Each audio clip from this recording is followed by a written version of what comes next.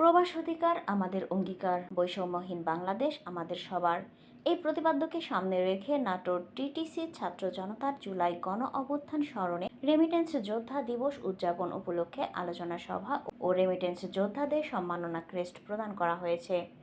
শনিবার Natore TTC, Singra TTC, জেলা জনশক্তি অফিস, নাটোর ও প্রবাসী কল্যাণ ব্যাংকের আয়োজনে নাটোর টিটিসি হল রুমে ছাত্র জনতার জুলাই গণ অভ্যুত্থান স্মরণে রেমিটেন্স যোদ্ধা দিবস উদযাপন উপলক্ষে আলোচনা সভাটি অনুষ্ঠিত হয়। আলোচনা সভায় কারিগরি প্রশিক্ষণ কেন্দ্র টিটিসি অধ্যক্ষ মোহাম্মদ মোজাফফর হোসেনের সভাপতিত্বে নলডাঙ্গা উপজেলা সহকারী কমিশনার ভূমি আশিকুর রহমান, নলডাঙ্গা থানার ভারপ্রাপ্ত কর্মকর্তা ওসি রফিকুল ইসলাম সহ বিভিন্ন ব্যাংকের কর্মকর্তাগণ বক্তব্য রাখেন।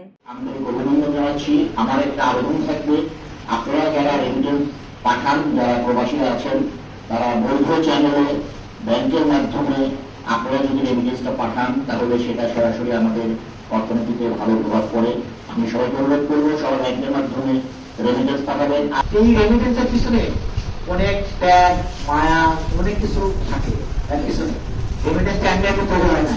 একজন মানুষ তার পরিবার থেকে বিচ্ছিন্ন হয়ে হাজার হাজার মাইল গাড়ি দিয়ে বিদেশে অবস্থান করে তারা জীবিকা নির্বাহ করে সেখান থেকে টাকা পাঠায় বাংলাদেশে তাদের পরিবার জন্য।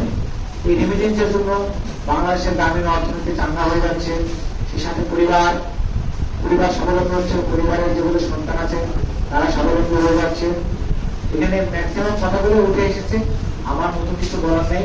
আপনারা যারা বিদেশে যান, এখানে আজকে 10 জনেরও বেশি লোক আছেন যারা বিদেশ আগে গিয়েছেন এবং আবার যাবেন।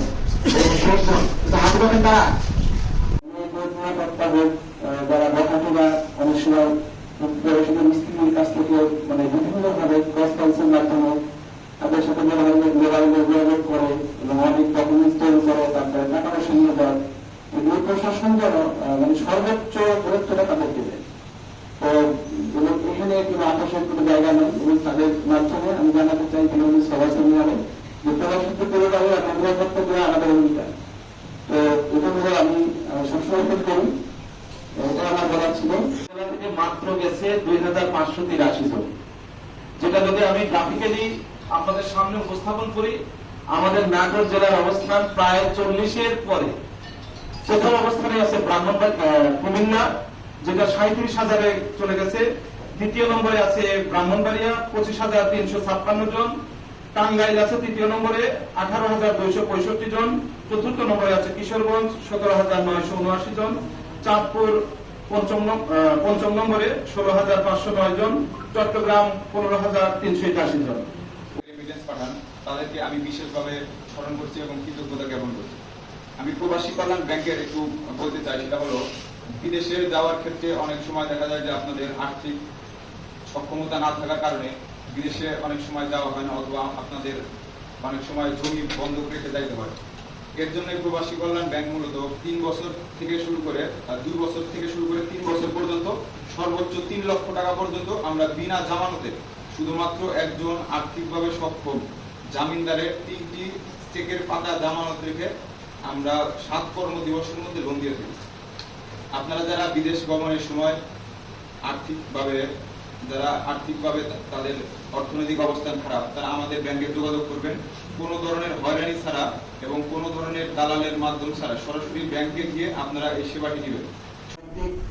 এবং প্রান্তিক এবং গ্রামীণ অর্থনীতিতে রেমিটেন্সের যে একটা ইনটেনজিবল একটা অবদান আছে, এটা আমরা হয়তো বুঝতে পারি না।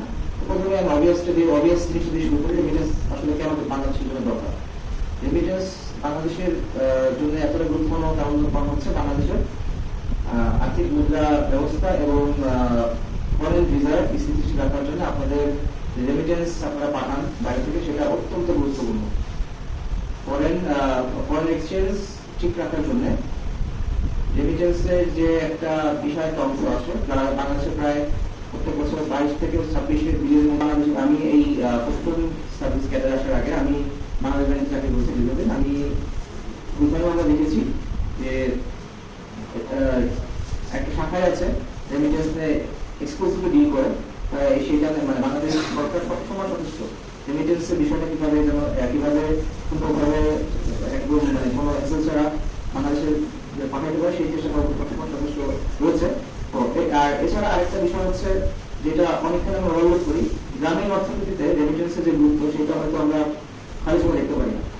আপনারা যখন আপনাদের কষ্ট অর্জিত টাকা আপনাদের পরিবারের কাছে পাঠাচ্ছেন, সেটা কিন্তু গ্রামীণ অর্থনীতির একটা গুরুত্বপূর্ণ ভূমিকা পালন করছে। সেটা কিভাবে? এটা হচ্ছে এটাকে অর্থনীতির ভাষায় আমরা বলি কি বলবো, কস্ট ফ্যাক্টর। মানে সেটা হচ্ছে আপনার সবসময় টাকা এক হাত থেকে আরেক হাতে যাচ্ছে। আপনারা কিন্তু দেখবে অনেক প্রবাসী কিন্তু অনেক বছর পরে তারা তাদের টাকা দিচ্ছে, তারা সেই টাকা কিন্তু গ্রামীণ অর্থনীতিতে আবার বিনিয়োগ হচ্ছে। সেই বিনিয়োগ হচ্ছে সেই অর্থে যে আপনি আপনার হাতে একটা বাড়ি বানাচ্ছেন, অথবা আপনার ব্যবসা করছেন, অথবা ছোট টাকা দোকান দেওয়ার চেষ্টা করছেন রেমিটেন্স টাকায়। গ্রামীণ অর্থনীতির টাকা ঘোরানোর ক্ষেত্রে সেটা একটা অত্যন্ত গুরুত্বপূর্ণ ভূমিকা পালন করে।